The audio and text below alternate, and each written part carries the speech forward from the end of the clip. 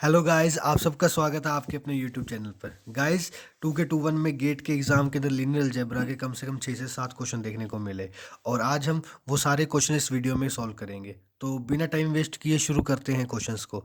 तो first question जो exam में आया वो 1 मार्क्स का था और इसमें 1/3 नेगेटिव मार्किंग थी। तो स्टार्ट करते हैं, क्वेश्चन पढ़ते हैं। Let A be the matrix of 3/4 and B be a 4/3 matrix with real entries such that AB is a non-singular. Consider the following statements. P is nullity of A is 0 and BA is a non-singular matrix। और ये हमें 4 options दिए हैं इनमें से कि कौन C true है कौन सी फॉल्स है, राइट गाइस। तो पहले हम इस क्वेश्चन में देखते हैं कि हमें गिवन क्या है। हमें गिवन है इस क्वेश्चन में ए मैट्रिक्स है वो 3/4 की है। तो जो रैंक ऑफ ए होगा, हम अब गाइज हमें रैंक ऑफ ए कैसे निकालते हैं कि जो मिनिमम नंबर ऑफ रो या कॉलम होगा तो वो रैंक ऑफ ए होता है। तो गाइज ये 3/4 का, तो इसमें मिनिमम नंबर ऑफ रो 3 है, तो रैंक ऑफ ए 3 है। और इक्वल टू, इसके इक्वल होना जरूरी नहीं होता, ये आइदर लेस देन होता है या इक्वल होता है। सिमिलरली रैंक ऑफ बी हम देखेंगे तो रैंक ऑफ बी भी हमारे पास 4/3 का है, तो ये आइदर लेस देन और इक्वल टू 3 आ जाएगा। और इसके बाद हमें दिया गया है A B is a non singular.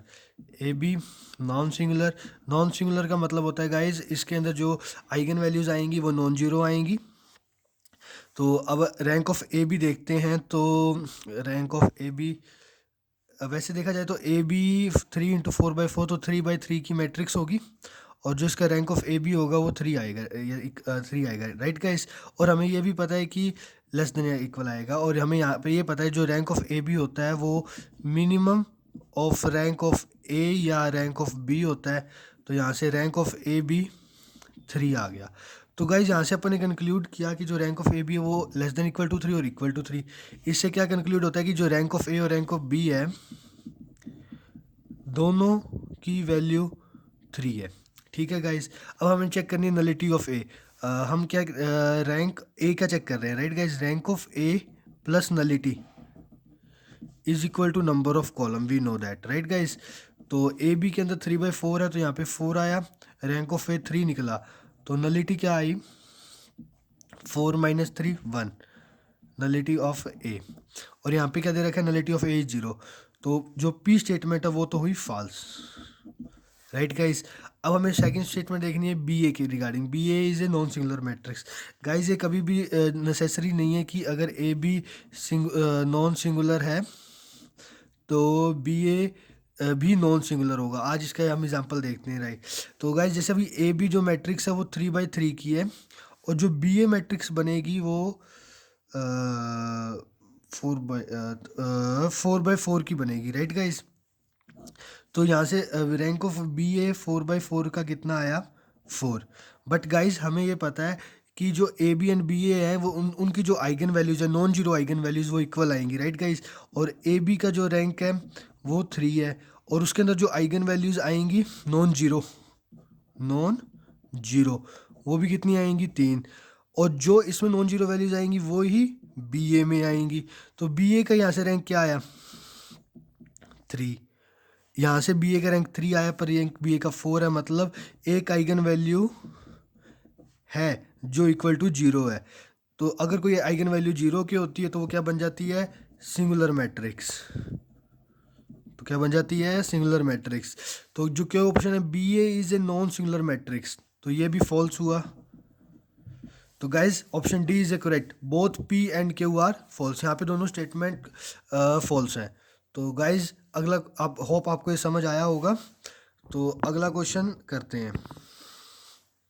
तो गाइज नेक्स्ट क्वेश्चन स्टार्ट करते हैं।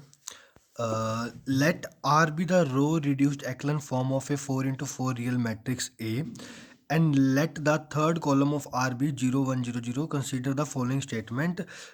P if alpha beta gamma 0 is a solution of AX is equal to 0, then y is equal then gamma is equal to 0. And for all B belonging to R, for rank of A B of rank of RB is then, तो हमें prove करना है। तो guys हमें देखो given क्या है, हमें एक let R be the row reduced echelon form given है 4/4 रियल मैट्रिक्स की, जिसका थर्ड कॉलम ये है। तो लेट कर लेते हैं। अब एक्लन फॉर्म है तो हम इसको 1 0 0 0 0 1 0 0, थर्ड हमें मिला हुआ है कि 0 1 0 0, और फोर्थ हम ले लेते हैं 0 0। वैसे तो गाइज 1 यहाँ पे आना है, पर हम इसको बाहर लेकर आएंगे, इसको अंदर लेके आएंगे तो बात वहीं पे ही आ जाएगी। तो हम इसको यहाँ लिख लेते हैं। तो ये हमारे पास रो रिड्यूस्ड एक्लन फॉर्म है। तो पहली स्टेटमेंट क्या कहती है, if alpha beta gamma is equal to 0 is a solution of A X. तो मतलब जो हमारे पास इसको लेट ए कह लेते हैं और एक्स हमारे पास है अल्फा बीटा गामा 0। और जब इन दोनों को मल्टीप्लाई करते हैं तो वो इक्वल टू 0 है। तो इसमें हमें क्या कंक्लूड होता है, 1 into alpha, alpha is 0, B beta plus gamma is equal to 0, third one 0 is equal to 0। तो गाइज हमारे पास ये 3 इक्वेशंस आई। यहाँ से हम beta plus gamma is equal to 0। Guys ये यहाँ से देखें तो बीटा की वैल्यू जो गामा की वैल्यू है वो बीटा पे डिपेंड करती है। इन्होंने यहाँ पे लिखा कि अगर ए एक्स सोल्यूशन 0 के बराबर है तो then gamma is equal to 0। But हम देख रहे हैं कि जो गामा की वैल्यू है वो बीटा पे डिपेंडेंट है। तो अगर यहाँ पे हमें बीटा की कंडीशन दी होती कि गामा 0 है, अगर बीटा भी 0 है, तो ये स्टेटमेंट हो जाती ट्रू। बट यहाँ पे हमें कोई कंडीशन नहीं दी और हम इसको ट्रू नहीं कह सकते। तो गाइज ये स्टेटमेंट तो फॉल्स है। ठीक है गाइज, अब वो उन्होंने आगे क्या, for all B belonging to R for rank of A B. तो गाइज हम जब भी ऐसी कोई सिचुएशन आती है तो हम इसे काउंटर एग्जांपल से प्रूव करते हैं, राइट गाइज। तो अपन इसको सेकंड के लिए हम इसको एक काउंटर एग्जांपल लेते हैं और उसमें थर्ड कॉलम को जो हमें गिवन है उसी को लेते हैं। तो गाइज हम एक 4x4 का मैट्रिक्स ले रहे हैं जिसमें सारी एंट्रीज को हम 1 के इक्वल करते हैं और जो फोर्थ कॉलम है वो इसी के अकॉर्डिंग रखते हैं। ठीक है गाइज, अब यहाँ से देखें कि ये जो मोस्टली जो रो 1 है, रो 2, रो 3 एंड रो 4 ये तीनों इक्वल है। तो जो यहाँ पे रैंक ऑफ ए आएगा वो कितना आएगा गाइज, 2 आएगा, राइट गाइज। अब इसी ए का हम एक आर एक्लन फॉर्म निकालते हैं, रिड्यूस्ड एक्लन फॉर्म लेते हैं। तो क्या बनेगा, 1 1 0 1। अगर हम R2 को R1 में से माइनस करते हैं तो 0 0 1 0। सिमिलरली R3 को उससे, तो ये सब क्या आया, ये बना। तो यहाँ से हम इसका देखें तो इसका भी 2 है, राइट गाइस। और अब हम एक लेते हैं जो R4 में बिलोंग करता है गाइस, 1 1 1 1। ठीक है गाइस, अगर अब हम रैंक निकालें और रैंक निकालें ए और बी का, गाइज इसमें ये वाला कॉलम और ये वाला कॉलम सेम है तो इन दोनों का रैंक क्या आ जाएगा, सेम 2, राइट। और हम रैंक निकालें आर और बी का, आर और बी में देखो गाइज इसमें कुछ भी सेम नहीं, क्योंकि आर तो हमने रिड्यूस्ड एक्लन फॉर्म लिए, राइट गाइज। तो इसमें कुछ भी मैच नहीं किया तो इसका रैंक कितना आएगा, 3 के इक्वल आएगा। और हमें क्या दे रखा है, for all B belonging to R for rank of A slash B equal to rank of R. और ये देखो यहाँ पे हमने 2 और 3 विच इज़ नॉट इक्वल, ये हमने काउंटर एग्जाम्पल से प्रूव कर दिया। तो क्यू भी फॉल्स स्टेटमेंट है। तो इसका ऑप्शन भी क्या है, both P and Q are false. तो गाइज चलो नेक्स्ट क्वेश्चन करते हैं, होप ये आपको समझ आया होगा। तो गाइज थर्ड क्वेश्चन है आपके सामने। ये क्वेश्चन 1 मार्क्स में है और इस क्वेश्चन में 0 नेगेटिव मार्किंग है। तो गाइज मेरी हमेशा प्रेफरेंस ऐसी रहती है जिन क्वेश्चंस में बिल्कुल भी नेगेटिव मार्किंग नहीं है उन क्वेश्चंस को ट्राई करें और अटैम्प्ट करें। तो गाइज ये क्वेश्चन देखते हैं हम। Let T R cube R की 3 से आर की 3 गया be a linear transformation such that T एक दिया is equal to this and this and this, and T square की भी हमें एक मैपिंग दी है और टी स्केयर की भी दी है, और then the rank of T हमें फाइंड करना है। तो गाइज हमें देखते हैं क्वेश्चन में हमें गिवन क्या है। टी R3 से R3 तक जा रहा है, तो गाइज जो टी स्केयर होगा वो भी R3 से R3 तक जाएगा, जो उसकी मैपिंग होगी वो R3 से R3 तक जाएगी, राइट गाइज। तो अब टी स्केयर में देखते हैं कि हमें टी स्केयर में 2 चीज़ें दे रखी हैं, 1 1 1 और ये इक्वल टू है 1 1 1 के, और टी स्केयर ये है 1 1 2, ये इक्वल है 1 1 1 के।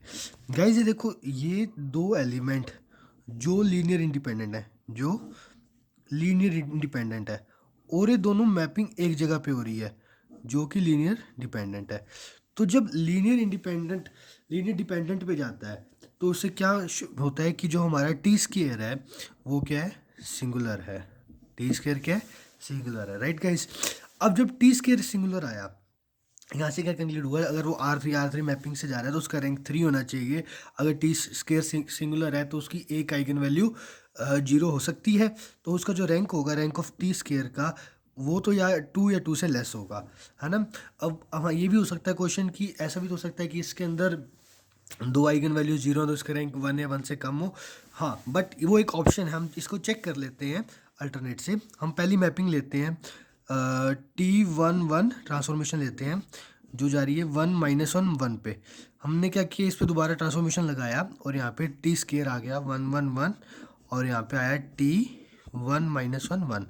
अब टी स्केयर 1 1 1 किसके बराबर है, 1 1 1 के बराबर है, और T1 - 1 1। अब इस पे दोबारा ट्रांसफॉर्मेशन लगा देते हैं, टी स्केयर, और T11 की वैल्यू है 1 - 1 1, और टी स्केयर 1 - 1। टी स्केयर की एक नई हमें मिली जिसमें इसकी वैल्यू 1 - 1 1 आई। तो गाइज हमारे पास अब टी स्केयर की 3 हुई, एक तो ये, एक हमें एक दिया हुआ है और एक हमें दिया हुआ है। तो अब हम क्या करते हैं गाइज, इसका सिंपल हम इनको लिख लेते हैं और देखते हैं कि इनके रैंक और डायमेंशंस क्या है ना। तो जो इसकी डायमेंशंस आई देखो, 1 1 1,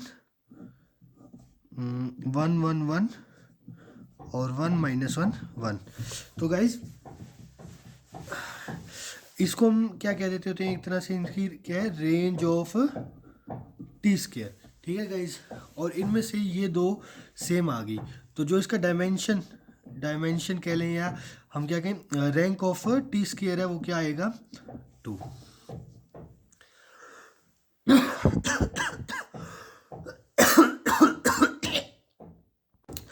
तो जो डायमेंशंस आई हमारे पास रो टी स्केयर की, rank of T square equal to 2, क्यों, क्योंकि देखो ये तो लीनियर डिपेंडेंट है ना गाइस, और ये लीनियर इंडिपेंडेंट है, तो इसकी रैंक क्या आ गई, 2। तो गाइस हमें पता है जो रैंक ऑफ टी स्केयर है वो क्या होती है, minimum of rank T comma rank T, right, ये सही है। तो गाइज अगर रैंक टी की जो वैल्यू आई है 2 आई है, तो इससे क्या कंक्लूड होता है कि इनमें से रैंक ऑफ टी जो है वो किसकी इक्वल होगी, 2 के। और हमसे क्वेश्चन में पूछा भी यही गया, then the rank of T is 2। So guys answer is 2। तो गाइज चलो अगले क्वेश्चन पे चलते हैं अब। हेलो गाइज, चलो अगला क्वेश्चन पढ़ते हैं। Let inner product of Rn into Rn mapping to Rb inner product on a vector space Rn over R. Consider the following statements. P inner product of UV is less than or equal to half of inner product of UU plus inner product of VV for all UV belongs to Rn. और second equation में क्या दे रखी है, if inner product of U and V is equal to inner product of 2U minus V for all V belonging to Rn, then U is equal to 0. तो guys ये question एक inner product का है, तो हम इसको solve करते हैं। बिल्कुल ही सिंपल, हम बेस से स्टार्ट करते हैं कि हम एक इनर प्रोडक्ट लेते हैं U और V की। ये हमें पता है किसके बराबर होती है, किसके हमेशा लेस देन होती है, नॉर्म ऑफ U और इनटू नॉर्म ऑफ V के, ठीक है। और अगर हम इसका नॉर्म का U norm minus V norm का ये स्क्वायर रूट ओपन करते हैं तो अपने पास आता है U नॉर्म का whole square plus V norm का whole square minus 2U norm into V norm. And we know that ये स्क्वायर क्वांटिटी है, तो ये ऑलवेज भी ग्रेटर देन 0, तो ये पॉजिटिव क्वांटिटी है, राइट गाइस। तो यहाँ से हमने -2 को इस साइड ले जाते हैं, तो हमारे पास क्या आता है,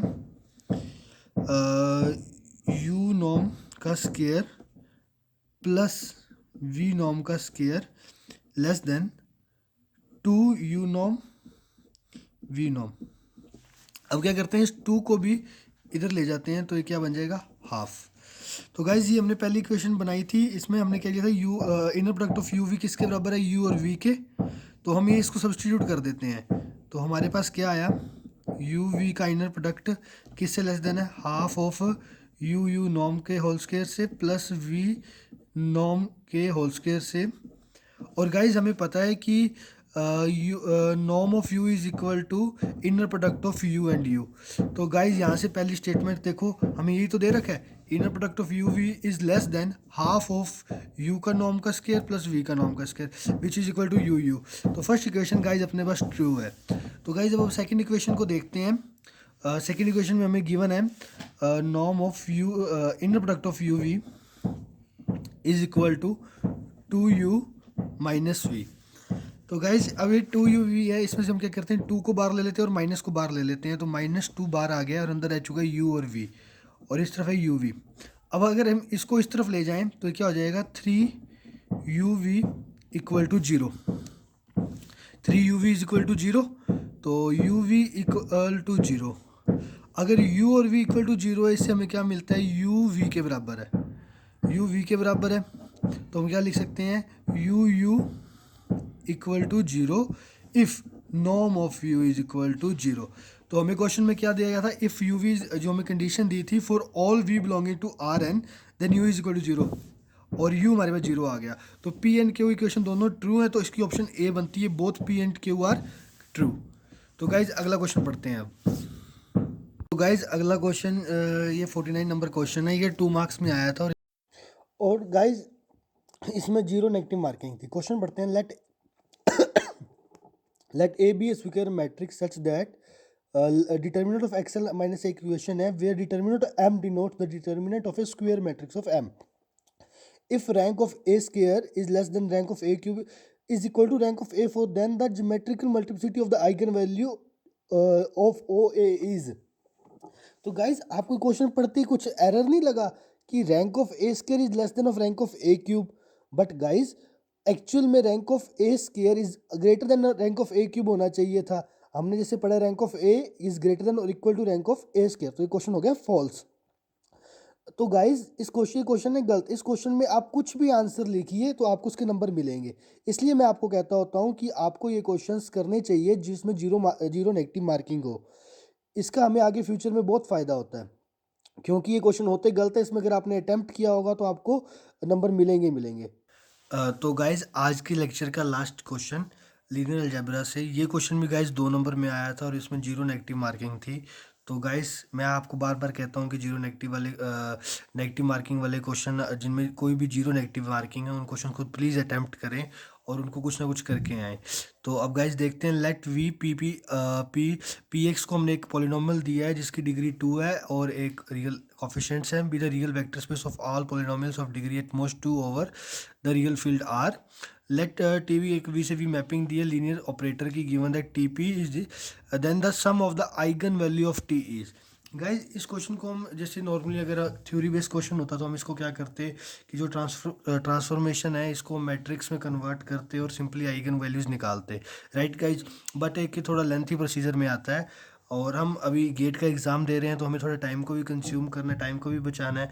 तो हम ना गाइज इसको कैसे करेंगे, directly sum of eigenvalues देखेंगे कि हमें पता है जो सम ऑफ आइगन वैल्यूज़ होती हैं वो ट्रेस के इक्वल होती हैं, ट्रेस के वो बराबर होती हैं गाइस, राइट। तो अब हम क्या करेंगे, जो ट्रांसफॉर्मेशन है पॉलिनोमियल की हमें जो दी हुई है ये डिग्री 2 की दी हुई है, राइट। और अगर हम पॉलिनोमियल की आइडियल ट्रेस लें तो क्या बनता होता है, वैल्यू क्या आती होती है 1x और एक्स स्क्वायर, राइट गाइस। तो हम डायरेक्टली जो ये हमारे पास वैल्यू है वो इसमें पुट करते हैं और इनमें पी नोट पी वन की वैल्यू पुट करते हैं ना। तो अगर हम टी ऑफ एक्स लें जो इक्वल टू 1 है तो वो किसके बराबर हो जाएगा p0 के लिए, और p1 के लिए भी ये सेम वैल्यू हो जाएगी। और जो अगर हम ट्रेस ऑफ 1 पुट करें तो p0 की वैल्यू क्या है 1 minus 1 plus 1 plus 1 x plus p1 1x square. तो यहाँ इक्वेशन बनती है 2x प्लस एक्स स्क्वायर, मतलब 0 plus 2x plus x square.